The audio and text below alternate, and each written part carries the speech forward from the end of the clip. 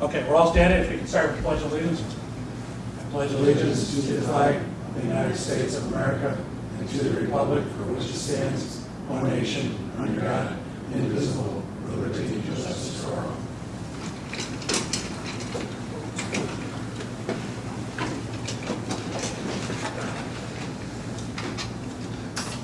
Start the meeting by taking roll. Mr. Morrow. Here. Mrs. Battaglia. Here. Mrs. Jason. Here. Mr. Feldman. Here. Mrs. Ocasio and Dr. Noack are excused tonight. Can I have a motion to approve the roll? So moved. Is there a second? I'll second. All in favor? Aye. Opposed? That motion carries unanimously. Of course I And I have every charge just clicking it. Can I have okay. Can I have a motion to move to executive session for matters related to the employment history of particular individuals? So moved. Is there a second? Second. Any discussion? All in favor? Aye. Opposed? That motion is carried unanimously. We will return to take action. Okay, for those of you in the audience, we brought our meeting to order at 6:30, where we adjourned to executive session. We have just returned from executive session, and we're moving to the next item on the agenda, which is the approval of the agenda. Can I have a motion for that? So moved. Is there a second? Second. Is there any discussion on the agenda? Questions, concerns? All in favor? Aye. Opposed? That motion carries unanimously. Next item is the minutes of the previous meeting. Can I have a motion to approve those minutes? So moved. Is there a second? I'll second. Thank you. Any questions, corrections? All in favor? Aye. Opposed? That motion is carried. Next is communications. We have its legal alerts from Harris Beach. Did anyone else, do you have any other communications you want to add to that? Yeah, I got something from the county of Erie. Did you see I that? got that same one, yep. Okay. Regarding, do we have representation Shared there? services? Yes. Yeah. Yeah. Me. You're going? Yeah. Okay. Not excited. Okay. I got that at home. I was going to see if it fit into my calendar. If it does, I'll join this. Next Thursday. Okay. For those who don't know, that's a shared services thing that the county executive has been working on. Mr. Day and I attended the first meeting earlier. Now it's to actually start rolling some of the ideas in the process. At this point, they have to get approved before they can move on to the next steps to get state grants, et cetera. Any other communications? Okay, the next item is agenda comments. I don't have any. The next item is the open session. This is the point in our agenda where members of the audience can speak on any items specific to the agenda.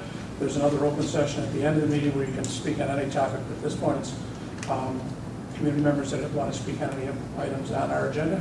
Anybody? 3 times, okay. That brings us to unfinished business, and we have none. So with that, I'll turn it over to Mr. Day for the superintendent's report. Thank you, Mr. Johnson. So on the agenda tonight is a resolution to approve the referendum for a capital improvement project. And so I'm going to be turning it over to Mr. Feldman and a team of people to kind of just review very quickly what is included in this resolution as a matter of public record, answer any final questions you might have, and then we'll have the vote on it as part of the agenda later on. Mr. Feldman. Thank you, Mr. Day. Thanks, everybody.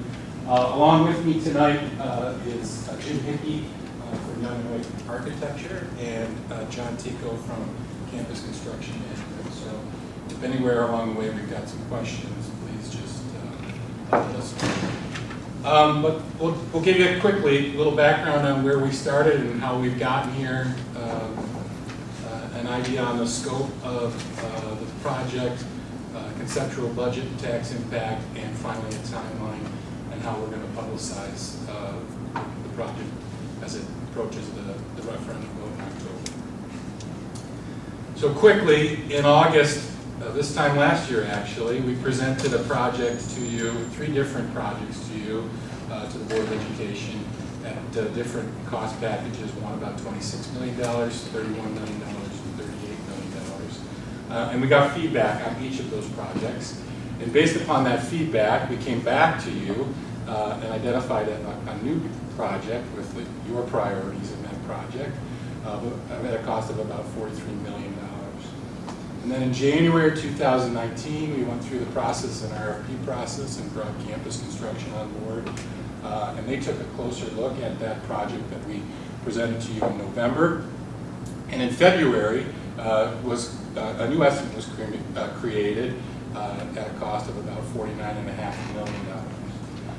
And based upon that feedback, we came back and the number that at the time the board was comfortable with was about $40 million. And we took some meetings with district stakeholders and worked with these folks here to get to a project that we presented to you in April and again presented to you tonight at $39.9 million. So the scope of the project, really, we put it in 5 different areas. First being envelope and protecting the buildings based upon the results of the building condition survey back in 2015. We've also are going to look at areas of mechanical, electrical, and plumbing, HVAC, that kind of thing. The big chunk of the project is across the way over in the service center, and then the 2 other pieces, safety, building safety, and some things done in each of our buildings, and then enhancing the student experience, particularly here, well, at the middle school, but particularly here at the high school. Our projector is off kilter. The first, and I'm not going to read all of these to you, but Glendale Elementary, their chunk of the project is $2.039 million, and really focuses on replacing aluminum and steel windows, some sidewalk and pavement work done outside, HVAC work. In each of the buildings that you'll see, what we're doing is we're putting a safety glazing film over the main entries of each of our buildings to prevent, in the event of somebody shooting out the glass, it would be a bit of a preventing type thing where they shoot out the glass, it won't shatter. It'll take a number of shots to do that. And then improvement to theater sound and AV and the school PA system. At Heritage Heights, the big ticket item there is the full roof, some work outside on site lighting, again the safety glazing at Heritage Heights, and again the improvements to theater sound and the school PA system. That number is $3.8 million. Okay. Maplemere Elementary, a little bit over $1.1 million. Again, work on windows, HVAC work, some replacement of exterior doors, some site lighting outside, the safety glazing on the main entryway, as well as improvements to the theater sound and the school PA system. Willow Ridge, also in the neighborhood of about $1.1 million. The majority of that work is going to be done outside on replacing some sidewalks and pavement. Also included is the safety glazing and the improvements to the theater and sound system as well. Dexter Terrace, that's really the big ticket item there. I can't read the number. $3.3 million roughly is replacing the full roof system there, as well as the safety glazing on the main entryway. And then at the middle school, $2.4 million, work done extensively on the HVAC system. There is a service elevator in the building that desperately needs to be replaced. And then some work on the cafeteria. And the idea in the cafeteria is to perhaps lower the ceiling of the cafeteria and make the bigger space smaller, a little bit more intimate, to be able to do some different settings where kids can come in and enjoy their lunch in a more quiet setting. At the high school, that's roughly $8.9 million. Extensive work done in the auditorium to replace theater lighting, some work on the sound system and the stage finishes, some work on, I'll get to the locker rooms in a minute, work on flooring and carpeting in the building, HVAC work, again the main entry safety glazing film, and improvements to the school PA system. The big area, 2 big areas that I want to talk about. The first is the renovation of the high school locker rooms. boys' locker room, the phys ed locker room, that middle picture, it doesn't really do it a whole lot of justice, but the middle picture, the lockers in the locker room are 3 high, okay? And if I were standing in the locker room and I were a PE teacher, my office is here, the locker room's out here, it doesn't provide a good line of sight, which causes some supervision issues. The lockers are probably original, my guess, or close to original to the building. They become very difficult to replace. Parts, things along those lines, and quite honestly, they've been an area of concern with security purposes and things disappearing out of the lockers. So the plan in the high school locker rooms is to provide more of a line of sight in the locker rooms. It'll be kind of a U-shaped locker, double high locker, because we don't need quite as many lockers as we've had in the past. But it'll provide an area with working lockers, safe and secure lockers, as well as a good line of sight for the phys ed teachers. In each of the lockers, there are gang showers in the lockers. In the bottom, you see that wall there, it's just kind of a bank of showers. The plan is to add individual, I don't know how we would characterize them, are they like changing showers, like individual changing showers, is that best to do? Yeah. So that'll help with our transgender issues as well. Is there anything like that over at the middle school in their locker room? The lockers are too high from No, the I mean ground. the showers. Oh, no. Right now, there's still no gang showers. So, They're not. We don't have enough. There's no room left in this project, but we can do some things to modify, to try and create. Like, use of, we're trying to create Curtain. privacy spaces. That's The use of fine. curtaining is what we'll have in place in the middle school. And then again, just in the team room, on the boys' side of the team room, a lot of work will be done on the lockers, the visiting team room, as well as the home team room.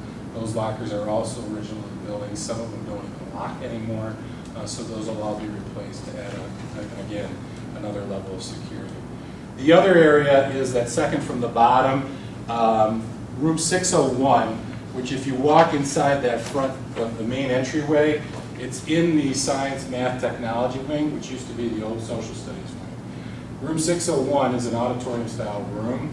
It's a large room. It's a room that, quite honestly, doesn't get used anymore. It doesn't have a useful purpose, and it's all concrete, and it's an ugly room. So the plan is, and the back wall of that room backs up to the main foyer area. So the plan is to kind of blow that area out, open up that area, and Mr. Martin has got an idea to kind of make a school, students, like a common area, perhaps with a student store, perhaps with a coffee house. You know, there's some talk of maybe looking at bringing a credit union over, that kind of thing, to be able to offer those types of experiences to our kids. And then the last piece of it is the service center, $16.8 million. And we've walked through this a bunch of times, but the idea again is that building was built in 1964. The transportation annex was added in 1971, and I don't think it's been touched since. So there's a bunch of areas that really need some work in that area. The idea is to provide new offices and training areas for the 3 groups that are over there: buildings and grounds, transportation, and central kitchen. A new parking lot that would be kind of on the north side of the building, close to Sweet Home Road, to allow for parking for our bus drivers, because now the bus drivers park in one of the lots in the high school and walk across the entryway to the parking lot where the light is there. So to help with some safety issues there. The building is 2 stories. So as bus drivers come in the morning, they have to walk upstairs to punch in and then walk back downstairs that, quite honestly, are in terrible shape. They're crumbling, and in the wintertime particularly, they are a hazard. So to make that one area. The building will still have 2 stories. The plan is at this point in time to use that second story as more of a mezzanine kind of a storage area, because storage is an issue over there. So that'll help alleviate some of our storage problems as well. And then off the back of the building, on the north side of the building, to create and construct, sorry, go ahead. The question is, they can fix the stairs. So the We're stair- gonna use it for storage? Yeah. They'll shore the stairs up, but they don't have to be high enough. Right, So okay. they shore them up, make them safer. Thank you. So they'll construct new bays kind of again, on the north side of the building, back where the buses presently park. And those bays will be large enough for buses to be in the bays together nose to nose. Because our bays presently, they cannot do that. So if buses are in there nose to nose, the doors are open. And we'll talk a little bit about what we did to promote the project later, but talking with bus drivers and mechanics and things like that. If they're in there, the doors are open. If that place is full, the bays are full, they're working outside, sometimes in November, December, January, February. So it makes a difference to be able to close the door and work inside, not bad weather. And the last piece of it, to improve some outside lighting and concrete and sidewalks. John, I don't think I asked this last time around, I'm Yeah. looking at the layout for the new building. Yep. Is we finish this, obviously, we're taking away a few spaces for, as we're extending the building to the north, where buses currently park. Now, do we have enough spaces, or have they been reallocated somewhere else, or, You're talking about parking spaces? for the buses? For the buses, Yeah, yeah. I know the employee parking's out to the north, to the west over there, but that add-on to the building takes away probably a dozen bus parking spaces, would be my guess. Yep, I think basically what we're doing is reallocating some of the bus parking spaces. There's some smaller buses and larger buses, we basically accounted for all of them that you have currently. And then that additional parking space that we're adding is to try to get some of the pedestrian cars that are Right, currently. yeah, that was an absolute to me, I'm glad. I'm just concerned that we have enough places to put all the So the buses. southern part of the lot now, where employees park, over, if you're kind of Yes, facing, far. if you face that far entrance in the back, that'll be bus parking now, because all that Over towards the maintenance employee area? parking, yeah, over by the Yeah. bus. Okay, maintenance area. so, yeah, all We're gonna right. pick up spots along that southern line, that fence line, because those employees will now be parking in the employee. So that the current parking lot, and Jim, if I'm wrong, tell me, but that current parking lot that is on the southern side of the building where employees and people park, there'll be very few employee spots on that side, and that'll be more bus parking. Okay. Yep. So that'll fit all the buses. Perfect, that's what I did here, thank you. Okay. So this is the proposed configuration for the service center. Anything that is in orange is tagged as transportation, and that's important because transportation, construction, renovation is aidable.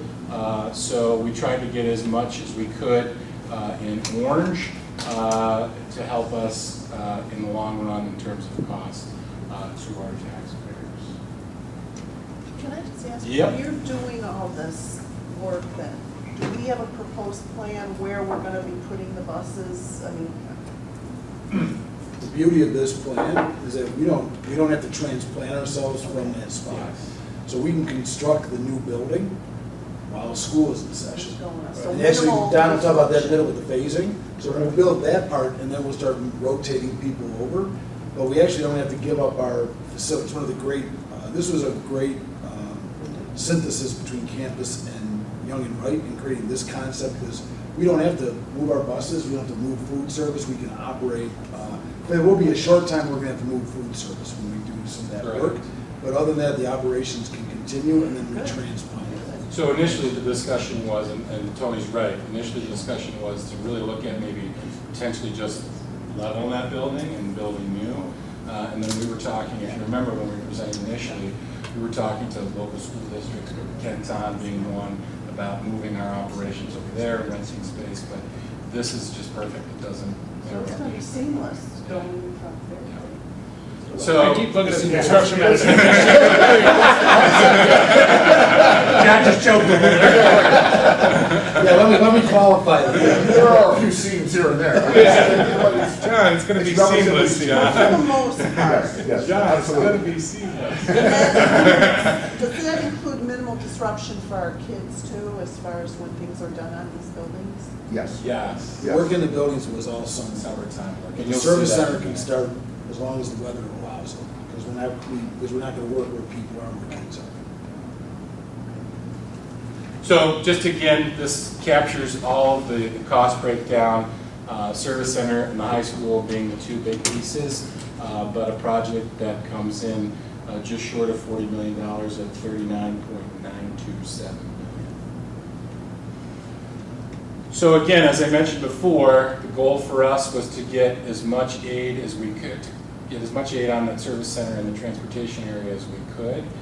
If you remember, I think it was probably February or March that we presented cost scenarios in a range of, you know, best case scenario versus worst case scenario on aidability of the work done over in the service center. And this number, 68.5%, comes right in, pretty much right in the middle of where we were. So a $39.927 million project, and this is the whole project. Okay, so this is the whole project. So it has an annual local share on average of about $1.65 million, which means on an average home that the impact on the average home of $150,000 would be about $71. That it's a percentage increase of about 3.57%. Now, what's nice about, not nice, but what's interesting about this whole thing is that we'll phase the project in two different phases. So the impact will be spread out over a couple of years for our taxpayers. And we're also looking at ways, I think we presented this to you before, of ways of using some of our debt service reserve to be able to mitigate some of that initial impact of this project. So this is kind of a construction time. This is the construction timeline proposed. Again, in two phases. The top is being phase one. Phase one, you know, if everything goes well in the referendum in October, we would begin to get bids and things along those lines. With construction, I can't read this. My glasses are going. Construction beginning in 2021, right around March of 2021. This projector is really bad. The first phase of the project would be the service center. Initially, that's what it was going to be, but after some discussion with everybody at the table, the heritage roof is really in rough shape and is really needs to be replaced soon. So we added the heritage roof to phase one of the project, and then the remainder of the project would be in phase two. As Tony said, the nice part about phase one of the service center can be done when kids are in school, and then all the other work would be done in the buildings, obviously in non-attended classes. Yeah, just Yep. one quick Yeah, one. I sure. see for both phases, you have SED timeframe at about 4 months. I know with their lack of staff for approval, does that fall into what they're getting right now? Is that somewhat realistic, I hope? So they have a third-party review, which was to help alleviate some of their review times. And right now, that's holding steady about 4 months. So that's what we took into account here. Okay. Ironically, because of the third-party review, as of today, I think SED reviews are probably 5 weeks. Really? Now. Yeah. So they've been able to catch up. Cross your fingers. For now. For now, right, yeah. So- still on SED. Seamless. Now, we're still holding the four months just in case that number goes back up like it has in the past. Okay. And that third-party review will, Are you anticipating using the third-party review then, or do you I think anticipate we want to basically get through the design process and see where SED is. If those numbers start to increase and get beyond 4 months and it doesn't benefit the project, then we would have a conversation with the people at the table about third-party review. Okay, I know there's a cost for that. Is there, that somewhere, was that fall into contingencies or is it built? It's something that Okay. we've accounted for. Okay. We're planning for it. Thanks. As well as blips you might run into, asbestos, whatever, that's all included in there, correct? That's correct. Correct, yes.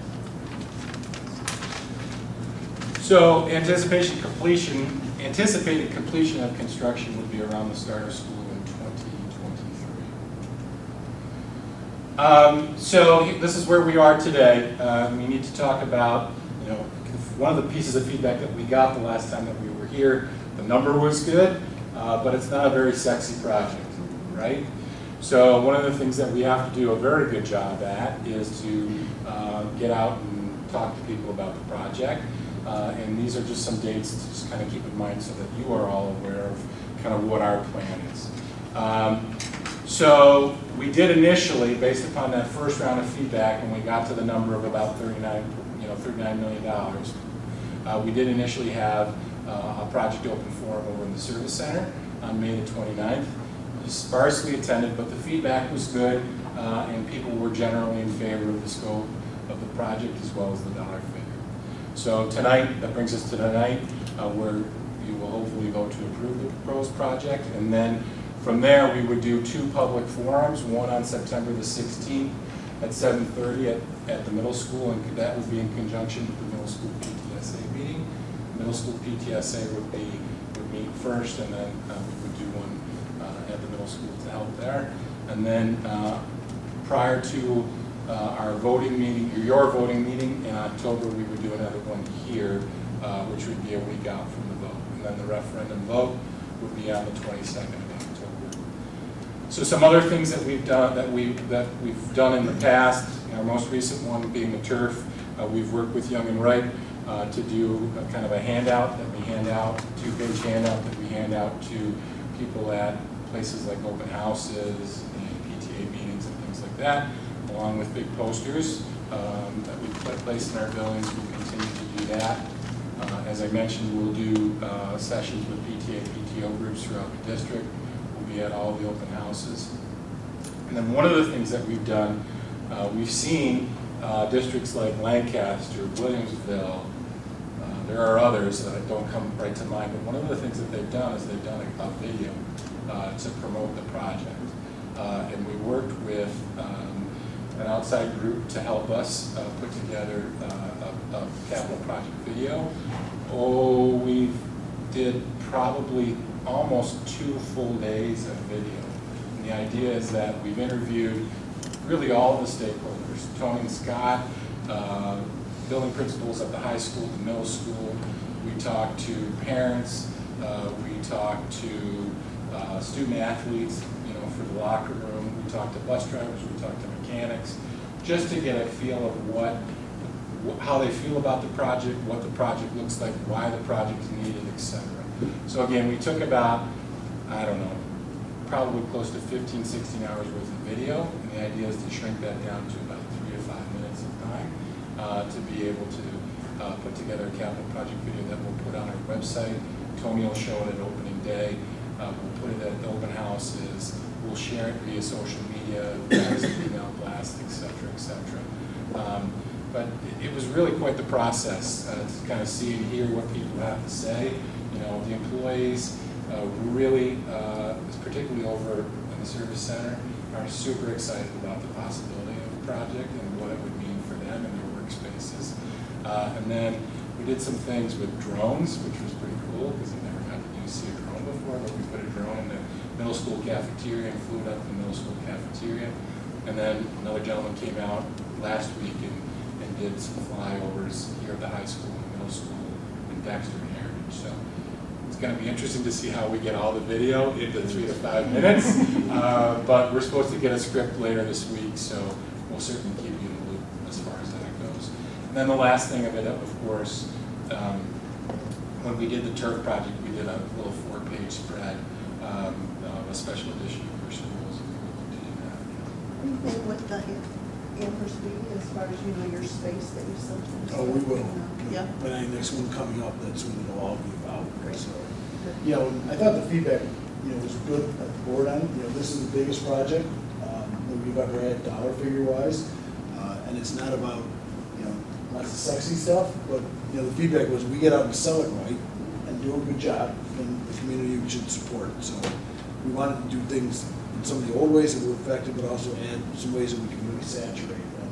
And, what we've learned is this idea of texting as a vehicle to get the idea out. That seems to be what is working best in terms of getting a message, hitting a link, and then people go right to it because they're using their phones. And if you actually look at the data on usage on our website, cell phone mobile usage is the highest form of usage on our website. So Except Except Mike's in tablet still. But they also, like Lancaster and Williamsville, just any opportunity that they had to show that video in front of an audience, they did. You know, be it a concert, be it, you know, whatever, any type of meeting, you know, it's ours to use. So I'm really kind of start to, not that I'm a director or producer by any stretch of the imagination, but you kind of start to see where it's going to go, and I'm very proud of it. I'm really looking forward to it. So.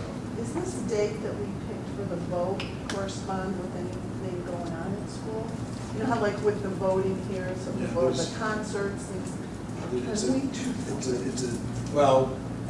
We picked it because it was the off week in October from the board, and we've actually used that date for the last two special votes, the sale of the land and the last. So that's how the date kind of, it seemed like October was the time when we asked the community for special things. So we picked that date, but we will publicize it well, and we'll get as many people on as we can. And then the reason for that day also helps us in the bid process too. That also helps us in the bid process. Any other questions? Yeah, I got a couple. On the high school, you have the gym floor. Is that the small gym you're going to work on, or is I that don't remember.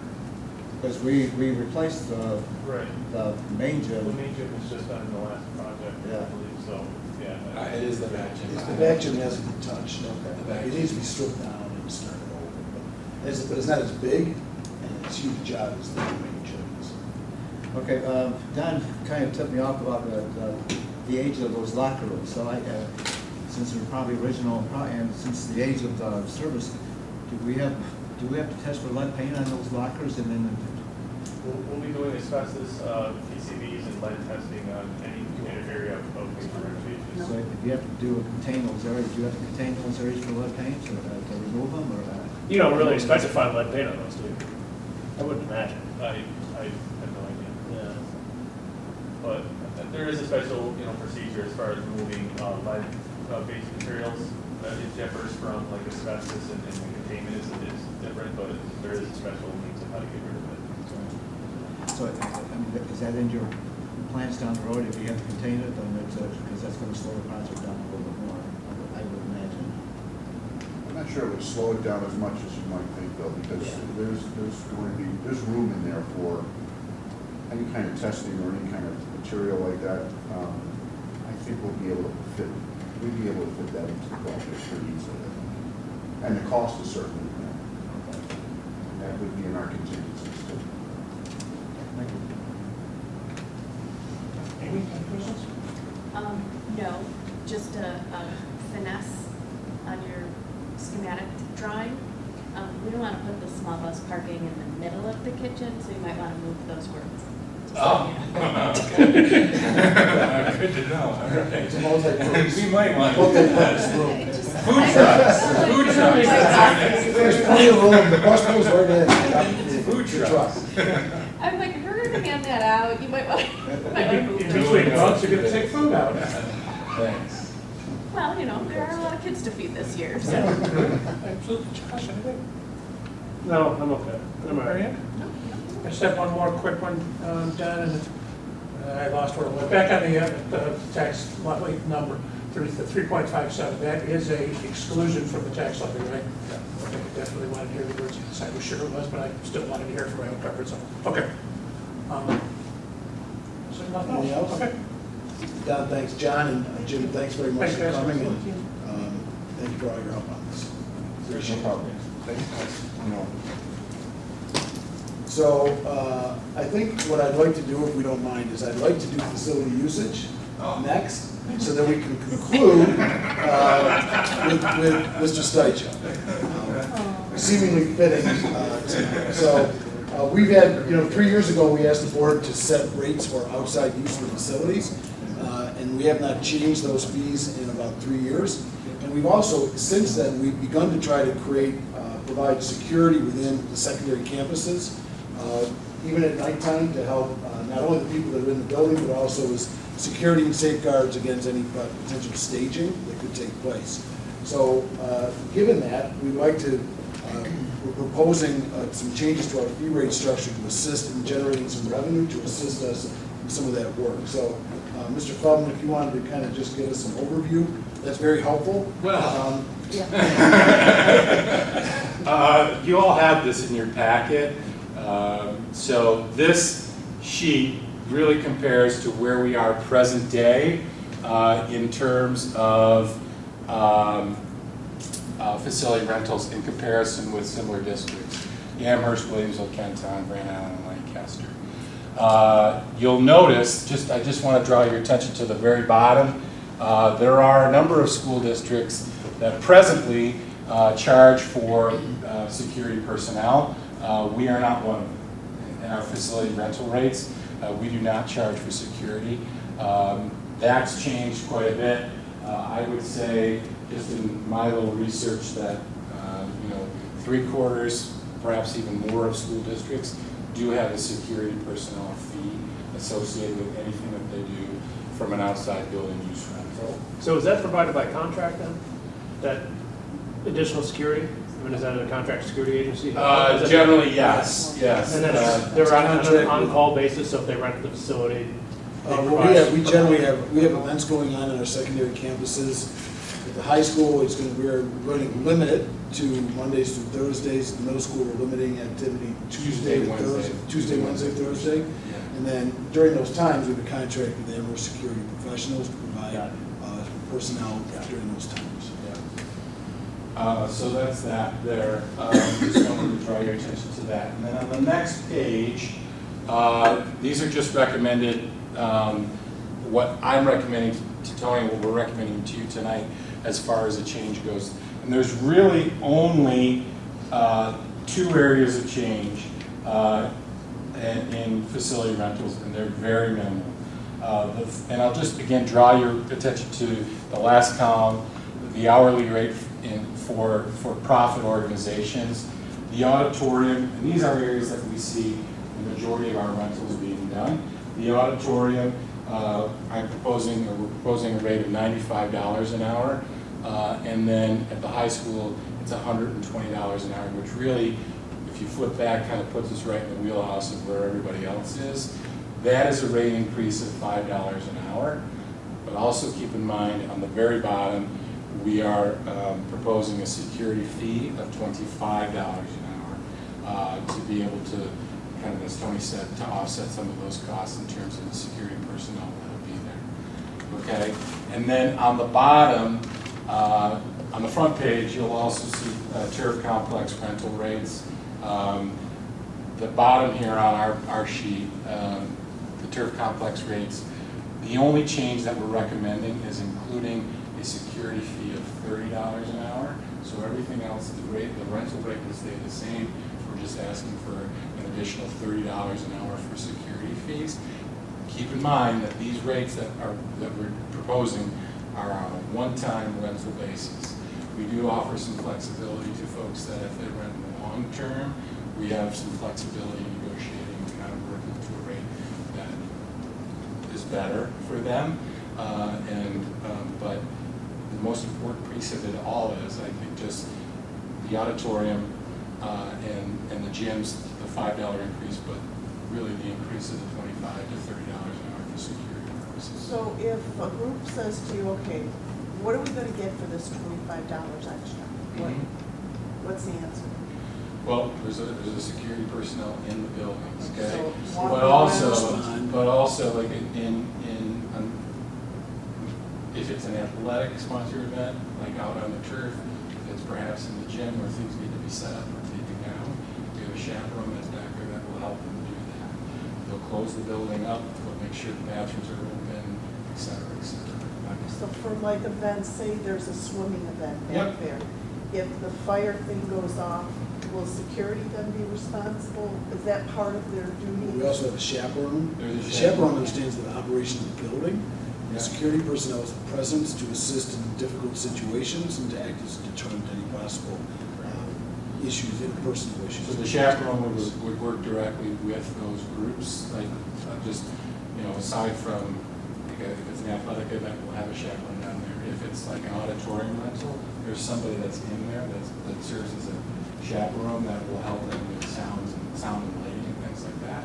In generally here at the high school, it's Mr. Morrow, middle school or somebody else, but those folks know enough about the building that in the event of some sort of an emergency, like that, the fire alarm goes off, they know how to get them out of the building, and then we contact them. So in short, really minimal increases in the auditorium rentals and the gymnasium rentals across the district, as well as an increased fee for security inside, $25 an hour outside, $30 per year. And will this be explained when you send, I assume you'll send out letters to the different groups that now Yep, rent here? groups that have been here before, and we've talked to them about it because, you know, it's been, as Tony said, the last time that we increased our rates was this time, actually it was July of 2016. So it's been some time that we've looked at doing this. And with the advent of the security personnel now in the building, it's time to address it. Well, we also said when we approved this initially that we wanted to look at it every once in a while to Sure, make sure. sure we were in line. So Sure. this is following Sure. what we asked for. Any other questions at all? Don, I brought a question up to Tony, you called me about it too. Can you provide us maybe a spreadsheet on each line item about what we've collected and our profit and our expenses? Sure. Just to see what. Sure. So, as I tried to explain to you on the phone, there's really two areas. You know, thinking big picture, outside turf rental, I can give you what we've taken in revenue, and then I can also give you what we've sent out in expenses in terms of a check. Okay? And then on the inside, I can give you just kind of a general facility rental line. It won't tell you that we did $3,000 worth of rentals in the high school auditorium. I mean, if you wanted that, it would take me some time to do that, but I could get you just kind of a general, this is what we've gotten in revenue for facility rentals, and this is what we paid out in check. That would be fine with me, I don't want anything else. And I just And I think going forward, we've talked about some ways to be able to get it more specific like that, but right now it's inside versus outside. Right. I think it's safe to say pool and the auditorium are probably the two most used by outside groups, correct? Yeah, that's probably fair to say. The auditorium for sure, pool and gym are probably interchangeable. Actually, the turf are probably interchangeable. That's what I was just gonna say, it seems like somebody's always in the turf hall. Yes. So yeah, we can certainly do that, but I will assure everybody that we are collecting more revenue than we are pushing out receipts. That'd be helpful. Thanks. Anyone else? Questions? Thank you, Don. Sure. Now there should be some sort of theme music. So, in his last performance, as the Director of Finance and Client Services here at Sweet Home at the board level, I would like to take this opportunity, just before we call him up, I'd just like to thank Jerry. Jerry is 3 days away from beginning the next stage of his life, and he's finishing his work life with one of the more maddening tasks, which is completing the fiscal transparency review that we have to do, like create a per student cost for education in all of our buildings, and it is a bear, and that's his last big tackle. But it's been a pleasure and an honor to work with Jerry. He leaves us organizationally and in terms of the tools that we have to build our budget and analyze our expenses in far better shape than we were. And that's not a slight on anybody that came before, but we really are in a place where he's done some outstanding work and really helped us. And just for the last time in public, I would just like to thank him for everything he's done for our schools, everything he's done for our kids, and everything he's done for me.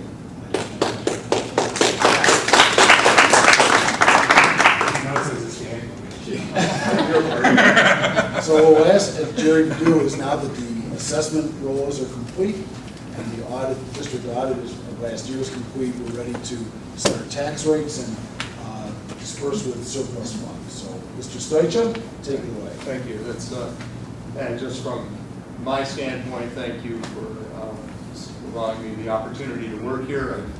It's been a great place to spend the last 4 years, and I appreciate the people here, and it's been a very good experience for me.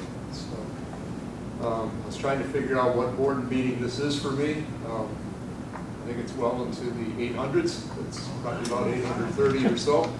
But you know, what better way to end my career of board meetings than by doing a tax rate presentation? Just to quickly review a little bit, and I know we have a couple new board members too, but the difference between the tax levy and the tax rate. The tax levy is the actual amount of dollars that we collect in taxes. And that's developed during the budget process. It coincides with the property tax cap. We made sure that we were compliant with the tax cap. And the tax cap applies to the levy, not to the tax rate. So when we said the cap is 3.38%, that applied to the levy. Then the levy, coupled with the state aid and other local revenue and our fund balance and reserves, that produces the money that we need to finance our budget.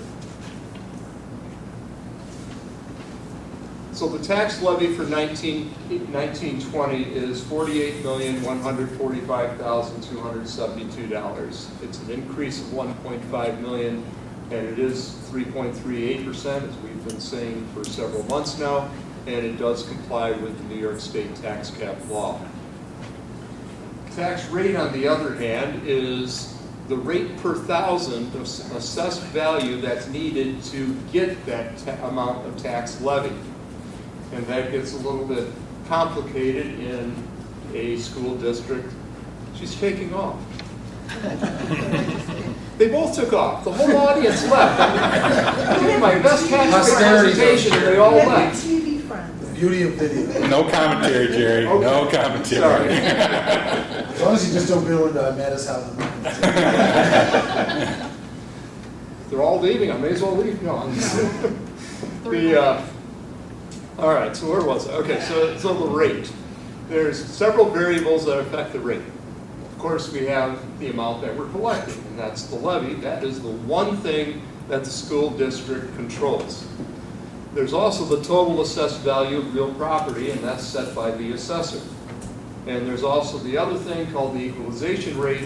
In a school district like ours, where we have two different towns that assess at two different levels, the state comes up with an equalization rate, which basically represents what rate does it have to apply to the assessments to make it a full value assessment, so that the differences between the two towns are then equalized. So the assumptions that we've had was that the assessed values would remain at the 2018. Oh, this is can't see the title. This is the assumptions that we had back in May when we presented the tax levy and the tax rates. That the assessed values would remain at 2018 levels. The Amherst equalization rate would reduce from 100 to 95%, and the Tonawanda equalization rate would go from 37 to 35%. And then based on those assumptions, what we presented to you and to the public at that time was that based on a $150,000 assessed value house, pretty much the average in Amherst, and a $55,500 house, the average in Tonawanda, that the estimated change on those average houses would be about $66 and $76 respectively. And you can see the tax rates that they would have produced as well.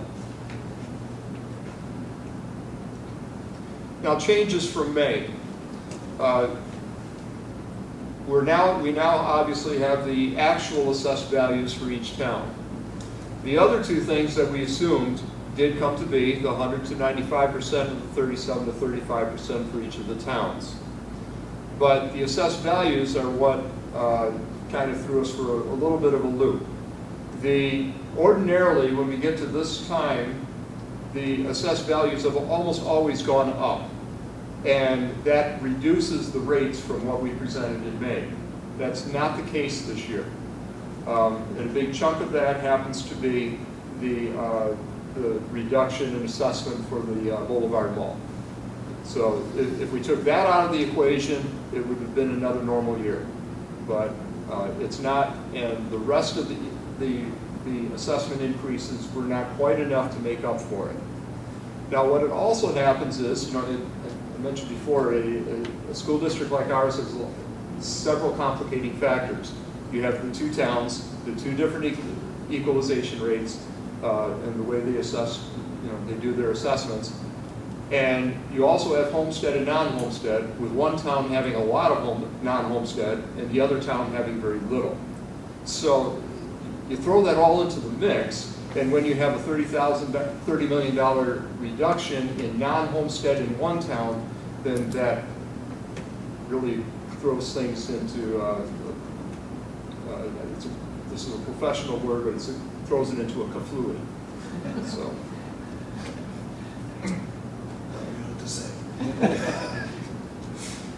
All right, so these are the changes for May, and then when we get right down to the bottom line for those same average houses, it comes out to about $78 for Amherst and $83 for Tonawanda. And just a quick look at the equalization rates. Amherst has tried to maintain at the 100% level, and they reassessed 3 years ago, as you probably recall. But this year, the increases in property values were happening so rapidly and so high that the equalization rate actually dropped to 95%.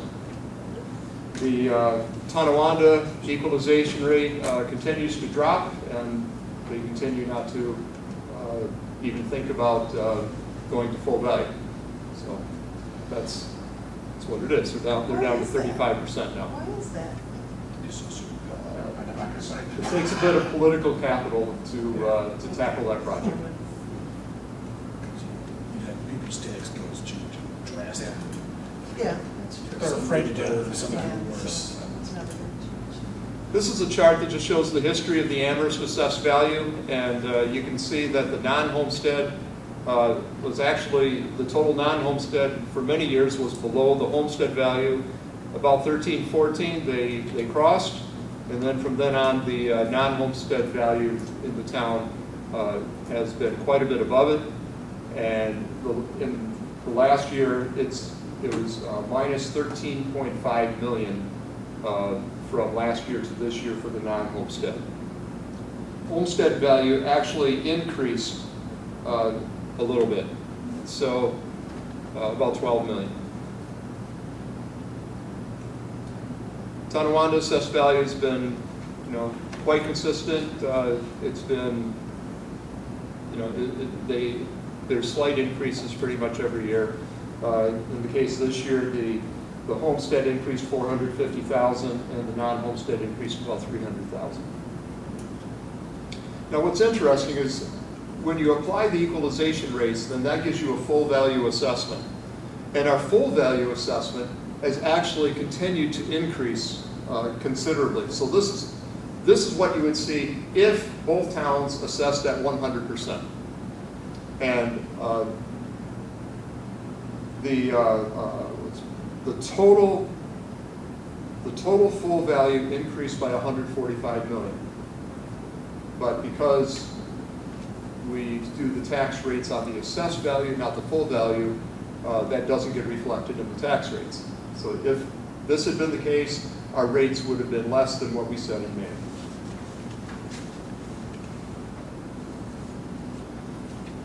This slide is just to show you there's a part of the resolution that apportions the levy to each town, and homestead and non-homestead for each. And this shows you how that breaks down. So I'm not going to get into detail with that, but that's just that's what that shows.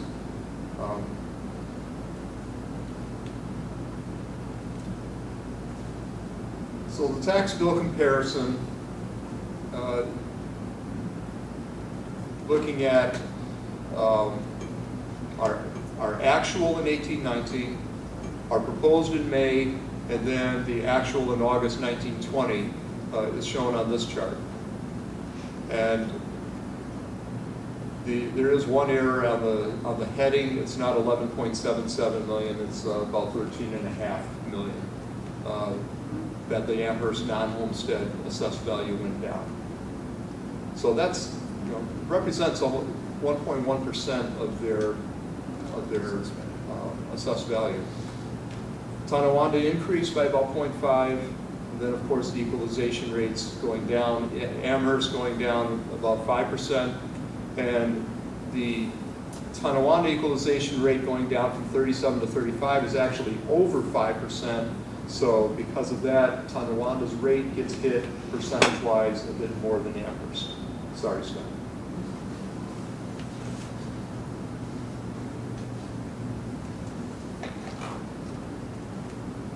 And that's just the tax rate history that you can see over the last 10 years or so.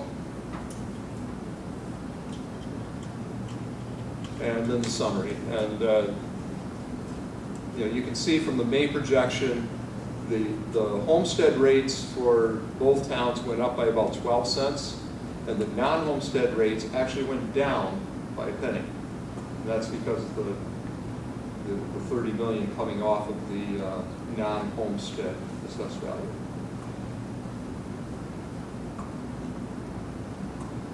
Is there any questions on the tax rate before I jump into the end of year? Okay. This last slide just shows you the activity that occurred at the end of the year, well, a result of the whole year for all of our reserve funds and our unassigned fund balance. I don't want to just throw some highlights at you. So if you look at the row that says additions, at the end of the year, we were able to transfer $975,000 into 3 reserve funds, $150 into tax certiorari, $425,000 into the ERS reserve, and $400,000 into capital. And we also applied $67,000 to bring the unassigned fund balance close to 4%. It's actually landed at 3.98 after there was a few adjustments, but we're trying to get it right up to 4%. The ERS reserve, we talked about that a little bit before. There's a large amount put in there with the idea that we would establish a TRS sub-fund, which would be a sub-fund of the ERS reserve. So we put it in there for now. In a month or two, you can create a TRS sub-fund reserve, and then at that point in time, once it's established, then you can move some money from the ERS reserve to the TRS reserve. So, but that's designed to help establish both. Well, this ability to have a TRS account was created in the state budget process. There was actually some nice forethought, because if this were a traditional reserve, it would have to go on the ballot, and there would have to be a public referendum, and the whole community would have to vote on it. But by making it a no, I thought the community had to approve the resolution. That's Not for this capital one. reserve. That's for a capital reserve. Well, This kind of reserve it just would makes not. it a lot easier, because we just have to do it at the board level, Yeah. and then we can create a sub-account and move the amount of money that we want into it without having a major public piece. You can also see the interest income that was generated in the reserves, over $88,000 this year, and the use of the reserve, as you'd recall, that we're using the debt reserve to balance out that difference between state aid and the debt service on the high school project right now, the old high school project that had a mismatch in the years. So that's part of that. You can see that we've actually did it and are following through on the plan. And as Mr. Feldman referred to earlier, you might restructure how you use that debt reserve to kind of feather in the next project. So instead of having a very large abrupt tax impact, you can feather that in a little bit by the way we restructure that reserve use over the next few years.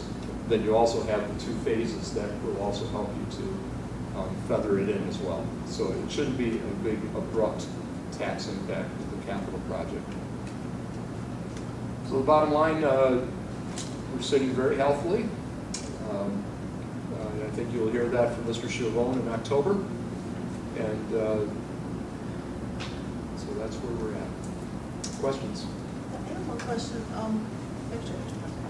The interest, are we continuing periodically to shop around to see, I know that's Yeah. not offering that much, but we shop around to make sure we're really getting the most? Right. The way we're doing that now is because of the CD rates are actually much higher than our money market accounts. We're trying to, what Debbie's trying to do now is take a good look at how much cash reserves we have at what times of the year. For instance, right now, there's basically no money to invest until the tax money starts coming in. But, so everything's pretty much in money market by the end of August here. But once tax money starts coming in, there's going to be a chunk of it that we're really not going to need for a long period of time. So, generally, the longer period of time you can invest it, the better the interest rate you can get. And when we do a CD, we go to many different banks. I mean, if you look at the reorganization meeting where we approve the banks, there's several that generally we don't do business with, but we shop them all for the interest rates on CDs, so that if somebody we don't have a major account with has the best rate, we can go with them because you've approved them. So, so you try to ladder these CDs, that, well, we know we don't need this money for 3 months, but we also know we don't need another chunk for another 2 months, but we can't wait 3, and the other chunk might be 1 month. So you ladder them and try to get the best rates you can until the money market rate starts catching up to it. And just for people watching out there, if they were following us along, we gave them one tax rate back, or tax number back in May or so, and now we're giving them another one. I don't want them to say, gosh, they were just trying to, play games or whatever. This was nothing we predicted. It. I heard you all along saying you really wouldn't have a final number till Right. August. Well, Right? I've said till I blew in the Yes, face, you I have. hate giving out tax rate percentages in April, May, January, because there are too many variables. The variable we control is the levy, and we can give you a certain percentage on the levy. But as you can see, I mean, we had no idea that the town was going to get an agreement with the new owners of Boulevard Mall. So, so that's why when we give those rates, there's always a caveat. And the caveat is, here's the assumptions. And the assumptions were that we have last year's assessed values, and we knew what the new equalization rates were going to be, so we plugged them in. But we plugged them in with last year's assessed values, and if they change, then they change. And there's no predicting. I mean, as a matter of fact, we got changes in the assessed value as late as the second week of August this year. So literally, we were calculating these tax rates just before they got into the board packet. So, Jeremy, just curiosity, I mean, I appreciate you running management all the time, and it's nice to have that surplus at the end of the year, but is there one or two ticket items that we were able to look at that? Yeah, I can- This reserve? Yeah, I took a look at that quickly. at least I can give you broad categories.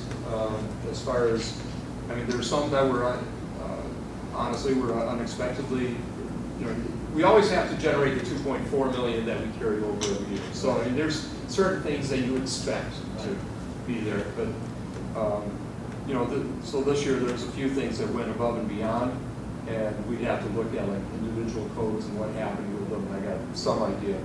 But generally speaking, sales tax was quite a bit above what we budgeted and expected. These are on the revenue side. Tuitions from other districts, I think we mentioned it at budget time, that far exceeded what we expected. Interest far exceeded what we had budgeted and expected because of the rise in rates over the last year. And Medicaid had a very good year too, our Medicaid reimbursements. On the expense side, we had more of a surplus in salaries than I would have expected. Utilities is we always expect a certain amount, and that came through. And we also had a pretty good year with utilities too. The rates were pretty good. And benefits also, benefits in general were pretty good. It's partly because the salaries were good, so that produced lower benefits. Thank you. Sure. Anyone else?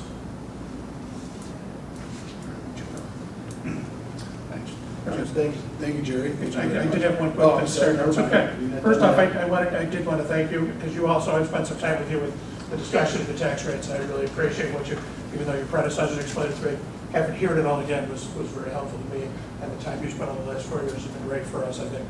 And the second one is, while you were talking, I looked up Kaflooey, and it fits perfectly. The definition says to blow up unexpectedly.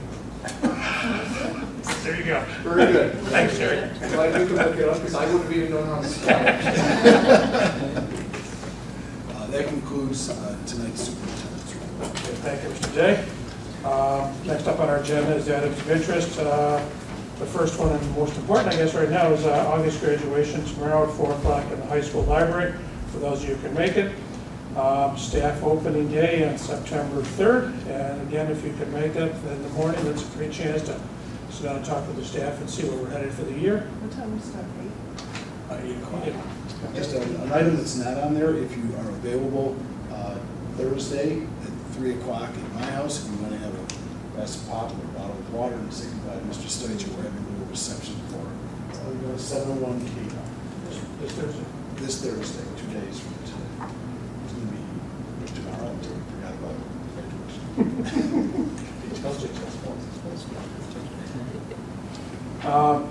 Yeah, the rest of them you can see from there. They're on the list. That brings us to new business, and I would look for a consent agenda motion on items A to M minus G. Mr. President, I would like to do recommend a consent agenda for items A, B, C, D, E, F, let's skip G, H, I, J, K, L, M. I believe that's the last one. My alphabet. Okay. Yeah, you make a motion. Is there a second to that motion? Second. Okay, thank you. The items, we have the first item A is the special education class placements and preschool class placements. Yeah, and 31 pages this month and a lot of reevaluations and kids come, so it wasn't anything out of the ordinary. I was going to say, I actually got through it, the light Yeah, reading. 31, It it's wasn't not easy bad. for you. Any questions on that? Next one is the monthly financial reports. Does anyone have any questions there? Third item is the bids, and it's a dump truck with a plow to replace the antiquated one. Any questions there? I just want to know, do these dump trucks have like all the bells and whistles, or are they just your standard dump trucks, like when we buy them? They're standard I dump don't know trucks. what really a standard. There's not, well, I mean, they come whatever the standard package is, so we Okay. don't add lots of extras. That's a base package. Anything else? Next item up is D, is the tax rates. Presentation we just finished. Any questions on that? We didn't already cover? Okay, thank you. Item E is the surplus funds. This allows us to fund the various funds that we had with the leftover funding last year. Any questions on that? Okay, item F is disposal of obsolete property. There was a handful of different things in there. Any questions or concerns there? Skipping over G. Item H is designations. It's changing some of the ones that formerly held by Mr. Stoich after the couple of days from now over to Mr. Feldman. Any questions there?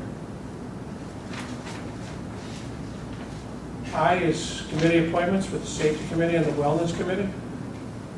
Questions or concerns?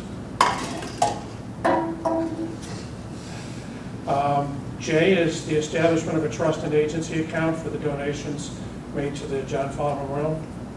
Any questions there? K is a resolution to support increasing the inclusion for the maximum age participation for students with disabilities. This has been an ongoing thing for our special ed kids in the unified sports. Any questions? So after we support this resolution, then what do we do with it? Okay, this is something we will forward to the Commissioner of Education, and it's also going to go to the New York State School Boards Convention for their conference in October.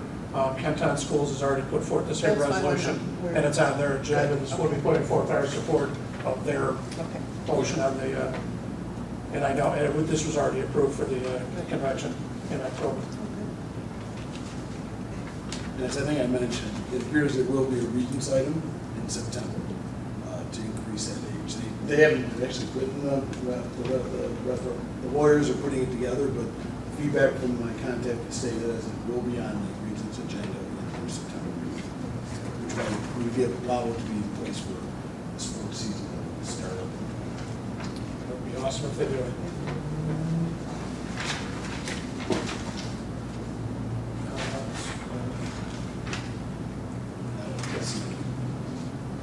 Item L is the seeker negative declaration for the proposed capital project.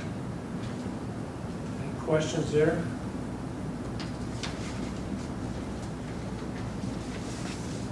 Item M is the vote on the capital project special meeting and the vote for October 22nd. Any questions on that after tonight's presentation? Hey, can you read that one for me? Just so I understand it. Oh, my gosh. I'm not sure I would understand it after I read it, but Want to make sure you get your money's worth. Oh, yeah, Yeah. absolutely. okay, that's the end of our new business items. If there's no other questions, okay, I'll call for a vote. All in favor? Aye. Opposed? That passes unanimously. That brings us back to item G, if I can get a motion. Motion for the first reading on that one? So moved. I'll second it.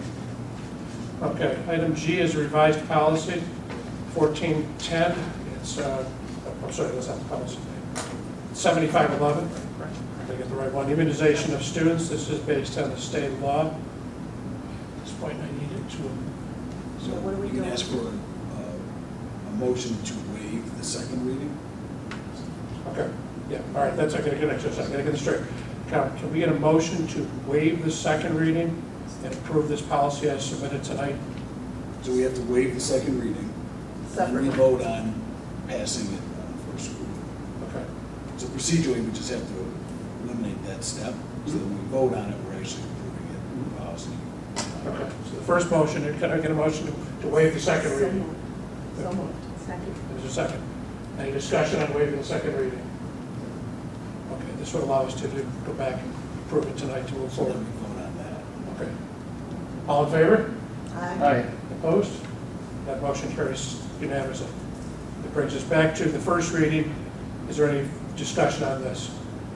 And right now, this is a state, this is how the state's moving. Correct. Yeah. Correct, so we're not doing anything differently. No, it's bringing policy and Into compliance to the line of compliance. the law. I just want our Yep. TV people to know. Yeah, we're just memorializing what we already have to do, whether we have it or not. Or millions of fans. Our Yeah. fans, yeah, our fan base, okay? Okay, any other questions? All in favor? Aye. Opposed? That motion carries unanimously. That brings us to the end of new business. All the way back there again. This is our point for informational items. Mr. Morrow. Just past few weeks ago, the Dollars to Scholars had their annual golf outing, and we had close to 90 golfers. I'd like to thank Josh, Tony, and Jerry for participating. Special thank you for Tony for winning the split club and gave it back to Dollars to Scholars. So I know you don't want to be recognized for that, but we appreciate it. And Don, again, thank you for all your work and your staff and all the ladies that helped out today.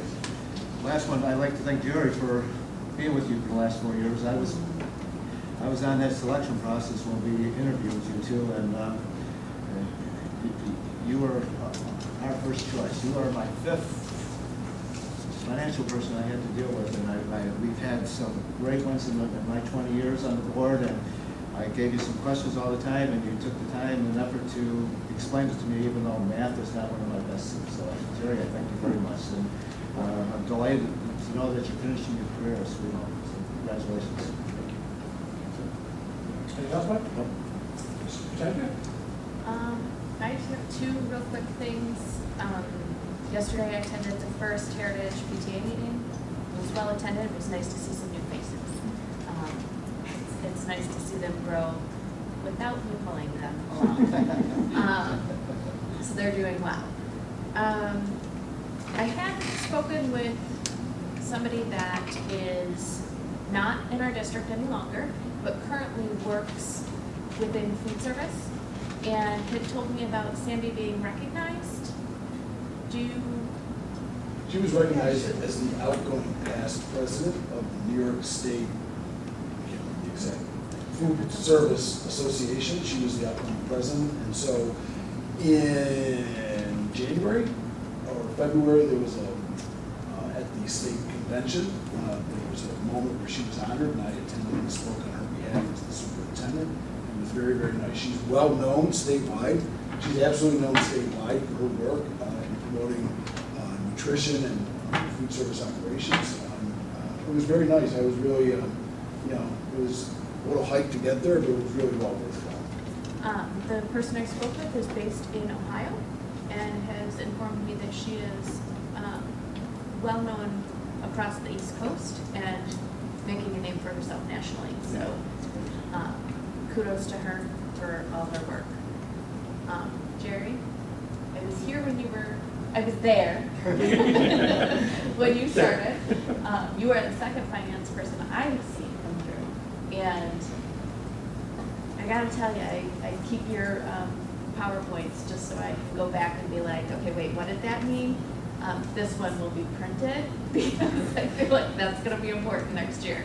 But thank you for everything that you've done for this district. You really have brought us into a pretty sound place. So thank you. Mr. Feldman? Just a few things. First of all, I agree with Mr. Morrow. The Dollars for Scholars golf tournament was a great time. Weather cooperated, as it seems to have lately, but it was really just a fantastic time. Full up, and everybody golfed as horribly as I did, I think. Secondly, I was just honored to be a part, the board member representative of the Sweet Home Educational Foundation, and that's up the 501c3 that's up and running.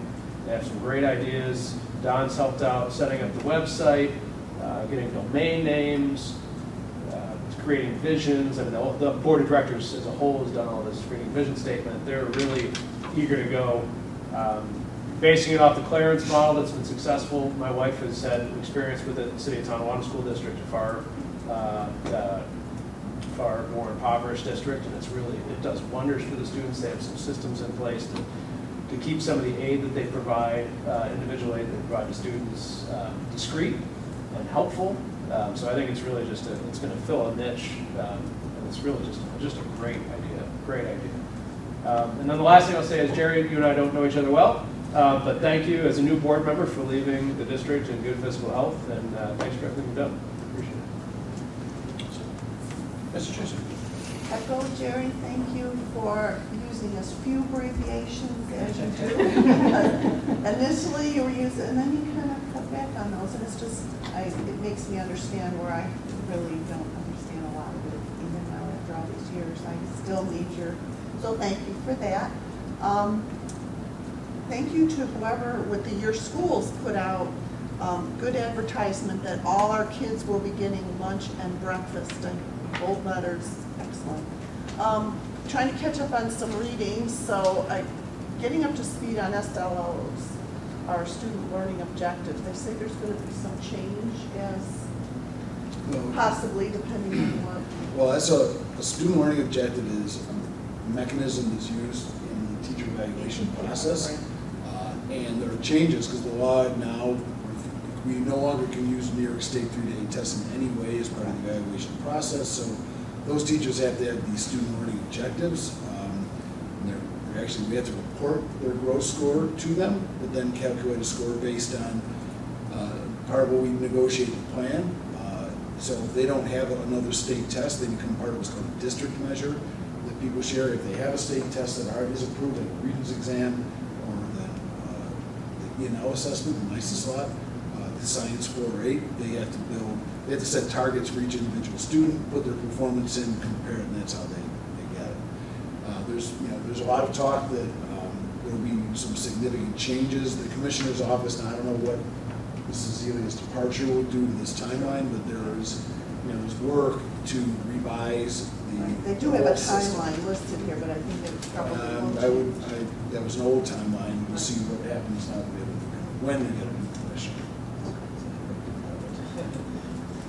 There was an article in here, I don't remember what paper this, maybe it was the Bee, about Assemblywoman Karen McMahon. And getting that $60,000 Yep. for, which is, so when will we see that project start? Well, getting the funding is a matter of when the board aid comes to us. So we'll be notified from the legislature about when they How long does allocate that that. usually take? Generally, member items come fairly quickly. So if we've had the notice, then I would say probably sometime early fall is what I've seen So in the then past. timeline for getting, Well, the plan is to use those funds to help Right. secure the mass notification system at two town of Amherst, because she represents the town of Amherst, schools. So when we get that funding, the plans are already in place, the bids are out. It's a matter of getting the funding so we can go ahead with the project.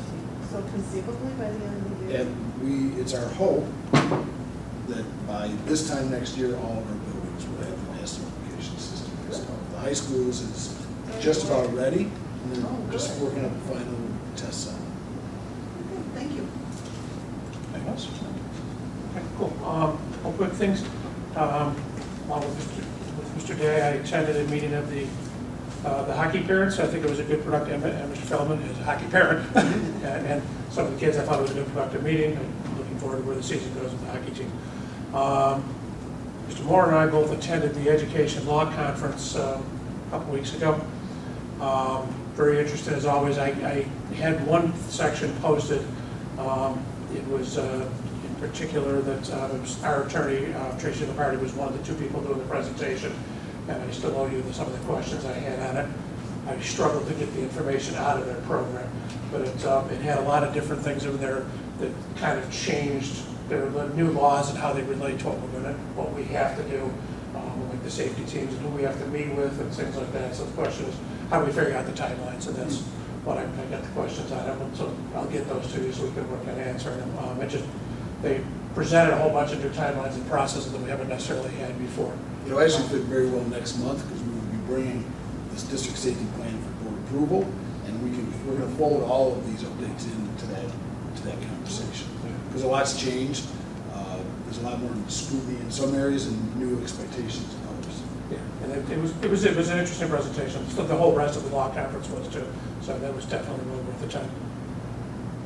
And I feel like I'm missing something else, but I don't know. So I'll leave it at that. So if I could this would be a time to chime in. I'd like to be able to kind of propose, just going to set a date for our board retreat. So for Josh and Amy, you may not, what we've done the last few years is we've taken a whole day, and we spend part of the day visiting the schools and classrooms, and then we come back and spend time doing work with the board, which oftentimes is the self-study, the board self-study, setting board goals, and other items that we can generate. We've been doing it the last few years, and we've generally been doing it the last Friday in September, if that works for people. So I guess my first question is, do we want to follow that similar format, and would that date work for people? Generally, we start at 8, and we're done about no later than 3, because people are pretty much,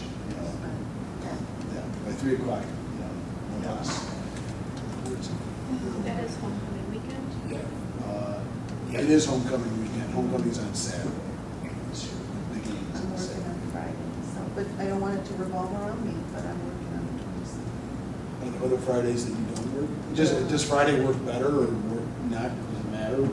Doesn't have to be on Friday. Fridays work better for me, but again, I'm just one. What about Mondays? I'm kind of okay with whatever. Like the 23rd? Mondays aren't good for you? Fine, I can make it work.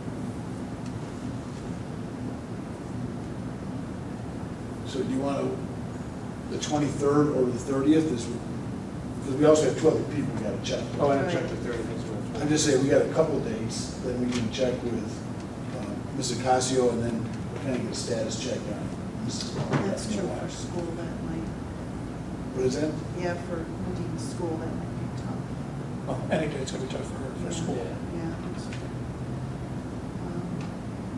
Maybe the 20th, then? 23 or 20?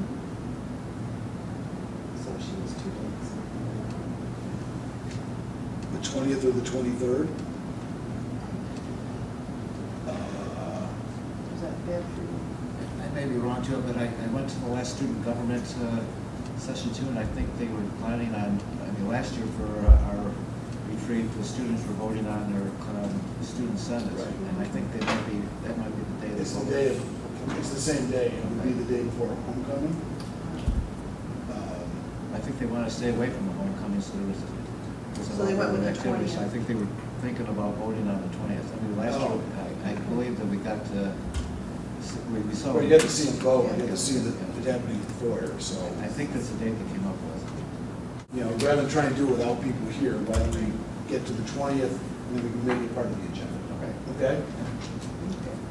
So we'll set the 20th, 8 to 3, and then we'll just, we'll be back in touch after I get hold. I have to talk to Mr. Casio on a question she asked me to look into. I'll talk to her tomorrow, and I'll check with them. Okay? Will that give our teachers enough time, because we usually visit the schools and that kind of thing, so we're not gonna throw them off, right? School's in session 11 days at that point, so we should be pretty well settled in the routines at that point. Okay, thanks, Mr. Johnson. Okay, next up, open session. Ken, anything? Okay, I won't break the rest of the spiel then. That brings us to personnel items. Look for a motion on personnel items. I would like to make a motion for consent agenda and personnel items. Sorry. Okay, personnel items, 1, teaching and administrative. That includes, teaching and administrative substitutes, please. We have a motion, is there a second? Any discussion, questions on either? Okay, we have a motion, and a second, consent agenda. Personnel items 1, teaching and administrative, and 2, surface. All in favor? Aye. Opposed? Unanimously? That's it. Look for a motion to adjourn. So moved. Second. We have a motion and a second, any discussion? All in favor? Aye. Opposed? Carried unanimously, we're adjourned at 8:43. Thanks, everyone. For that conversation about responsibilities. You know, rather than trying to do it without people here, why don't we get to the 20th, and then we can make it part of the agenda. Okay? So we'll set the 20th, 8 to 3, and then we'll just, we'll be back in touch after I get hold. I have to talk to Mr. Casio on a question she asked me to look into. I'll talk to her tomorrow, and I'll check with them. Okay? Will that give our teachers enough time, because we usually visit the schools and that kind of thing, so we're not gonna throw them off, right? School's in session 11 days at that point, so we should be pretty well settled in the routines at that point. Okay, thanks, Mr. Johnson. Okay, next up, it's open session. Ken, anything? Okay, I won't break the rest of the spiel then. That brings us to personnel items. Look for a motion on personnel items. I would like to make a motion for consent agenda and personnel items. Sorry. Okay, personnel items, 1, teaching and administrative. That includes, teaching and administrative substitutes, please. We have a motion, is there a second? Any discussion, questions on either? Okay, we have a motion and a second, consent agenda. Personnel items 1, teaching and administrative, and 2, surface. All in favor? Aye. Opposed? Unanimously? That's it. Look for a motion to adjourn. So moved. Second. We have a motion and a second, any discussion? All in favor? Aye. Opposed? Carried unanimously, we're adjourned at 8:43.